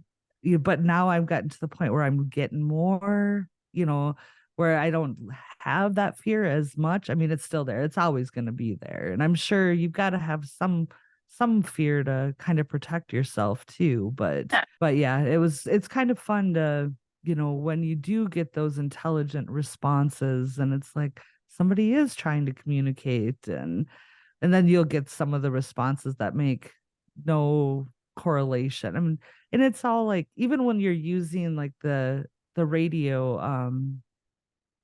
I can't think of what the piece of equipment's called, where you're going through the radio stations and stuff. Yes, earbuds. Yes. So the only time that I've ever trusted that is when we've had it where it goes in reverse. Oh, wow. Yeah. Because then you're not picking, it's not like you're picking up like bits and pieces of like a radio station playing or whatever. If you set it to go in reverse, so it's scanning backwards, basically. I don't know how to explain it, but then you're truly picking up something, because you're not actually going to be picking up something coming from a radio station that happens to coincide, I don't know. There's some of the stuff I'm like, oh, that's really cool. And like the REM pod and stuff, I think that's really amazing. And the cat balls, unless you touch them, they're not going off, Yeah. unless you have, maybe the batteries are getting low. But if you're always going in with fresh batteries, what is truly setting it off? I have yet to find like an Oculus. I have not been able to find an Oculus anywhere, which is the true like spirit boxes or whatever. Yeah. I can't find one of those. And if the ones I have found are super expensive. Yeah. So using like some of the apps and stuff, you have to use them with a little bit of air of question. But like the Estes methods, that blows my mind. I love the Estes, watching people do like the Estes sessions and stuff where they have no idea and they're just, saying what they're hearing and the other person's asking questions. And have you guys done those? Yes, we had a member on our last team who I called the voice of the dead because he was so proficient with the essence method. I was like having a direct conversation with him, with the entities or whatever was there. They could ask a question, they talk back, blah blah blah blah. Megan, I find it a lot of psychic mediums when they go do the essence method, it's more precise versus the average person who has no abilities. Now, I'm not saying they can't do it. I said it sounds more proficient when someone with an ability on the other side is doing it because they're picking up exactly what a spirit wants to say. Right. The last guy was a psychic medium. He's very talented. Can no longer be in the paranormal investigation world, a lot of health problems, so he had to retire from the whole thing. But when Megan does her essence method, it's almost on par. So I'm having a conversation with whatever's there, and a lot of times she is getting direct messages or channeling or getting through the essence method what the dark things are there, because there's say a lot of dark, evil things to me, or they're like challenge me or some reason or the other. And a lot of spirits say, I need help, or can you help me over? And then you hear someone say, shut up, or something like that. But we find it when she does the Estes method, it's more precise in the conversation. Oh, I'm sure. I'm sure it would, because you're not needing a piece of equipment to do a lot of the communication. You're hearing it firsthand. Yeah, one experiment that I personally wanted to try is kind of like the Estes method, but not using the spirit box. Like just being completely under the blindfold, headphones, but just listening to white noise, right? And then me telling, like Isaac asking the questions and me saying what I am hearing, through my abilities come through and see if it correlates the same. That would be really cool to see how, how it does correlate. And that, yeah, if you guys ever do that, you'll have to let me know. I want to see the footage. Well, technically, we already did once. She live remote viewed / channeled into the Alaskan Triangle. I mean, I had a conversation with something that was there, but we recorded it on the podcast and no one can visually see it. So I was telling her, this is kind of hard for anyone to believe because they don't know if you're doing this for real or we're just making it up as we're going. But we did it anyway to see how it was. And a lot of people found it extremely terrifying for the fact of I was talking directly to something that Megan was channeling that wasn't herself. And she wasn't even there. And how she described to me what she saw, where she went, kind of coincided with what she was telling me, what was talking to me about. Wow. Well, we're doing an episode here shortly on remote viewing, and who knows, we might actually do that. I mean, I like doing it. It's cool. There's a lot of like cool, I just lost my train of thought. There's a lot of cool, results. There you go. Yes. Well, and remote viewing, I'd never heard of that until probably, I think it was listening to Kevin's podcast and some of the people that he had on there. I think the first person I heard talk about like the remote viewing was what is her name? They do more of the cryptid stuff. I can't think of what her name is, but she was talking about how they would like remote view into areas that they would, suspect that Bigfoot was at or whatever. And I was like, remote viewing. And then I started hearing more paranormal versus like the cryptids, like talking about remote viewing into locations to, basically see what's there, communicate. And then I heard your episode of Kevin's about, getting those evil entities out and stuff. And I'm like, wow, there's a whole other part of this paranormal world that I had no idea even existed. Not even paranormal, just the whole psychic abilities and stuff like that. I could talk to you guys forever, but I think we are approaching that. I didn't even realize until I just looked down. We are approaching that 2-hour mark now. So I'm So we will definitely have to have you guys on again because I could ask you so many other questions and stories and whatnot. It has been such a pleasure to hear and, listen to all the things that you guys have done and encountered and how you've, made things better.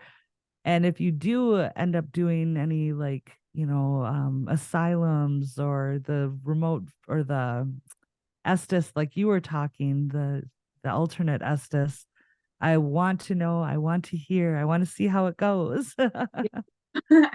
And then when we are at the Roth House, we should do like a Instagram live or see if you guys want to do like either a remote viewing or if you want to, if we feel like there's anything that should not be there that needs to be cleaned out of that home, you can go in and grab it and throw it in that damn ring. Protect us for the weekend. But anyway, well, why don't you guys let us know where we can find you again? Yes, we're on all socials at Hidden in the Shadows Podcast on Instagram, Hidden in the Shaw 6 on X, Hidden in the Shadows Pod 2 on TikTok, or links to all our social media where you can find us at hiddenshadowspodcast.com. We also have a paranormal team page on Instagram as well, Hidden the Shadows Paranormal. You can follow that as well. And we always tell anyone who's listening to this, if you're dealing with stuff in your homes, whether it's something small or very dangerous, big or small, it does not matter. Give us a call. We can take care of it. Like I said, we don't charge anybody for our services. We do it very quick, very efficiently. We'll let you know why it was there, why it was bothering you, give you pointers on how to protect yourself from further attachments or any kind of attacks. But easily just message us through Instagram, the website, or any of the Instagram pages. That's the best way to get in contact with us. Then we can message you back, set up a time for us to clear your house out. Or if you want your mind force clear, you want to know your spirit guide and stuff like that, I can help out with that. That's more the shamanistic part of my ability. But no, this is we can reach out to help us with stuff. We can help you out with anything. That's awesome. And I'll make sure to include that information in the show notes and stuff like that, so people can easily find you.